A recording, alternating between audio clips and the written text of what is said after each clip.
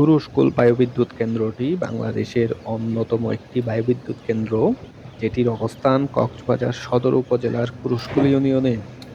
এই বায়ুবিদ্যুৎ কেন্দ্রটি বেসরকারি উদ্যোগে নির্মিত হয়েছে, যেটির উৎপাদন সক্ষমতা 60 মেগাওয়াট। ২০২৩ সালের মে মাসে বিদ্যুৎ কেন্দ্রটি উদ্বোধন করা হয় এবং পরীক্ষামূলকভাবে সেই সময় থেকে ৩০ মেগাওয়াট বিদ্যুৎ জাতীয় গ্রিডে যুক্ত হচ্ছে নিয়মিতভাবে। চীনের অর্থায়নে প্রকল্পটি বাস্তবায়ন করছে বাংলাদেশি প্রতিষ্ঠান বিকে গ্রিন এনার্জি।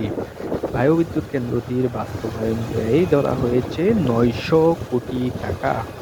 বায়ু থেকে বিদ্যুৎ উৎপাদনে সক্ষম এই প্রকল্পে সর্বমোট ২২টি দৈত্যাকৃতির টারবাইন স্থাপিত হচ্ছে।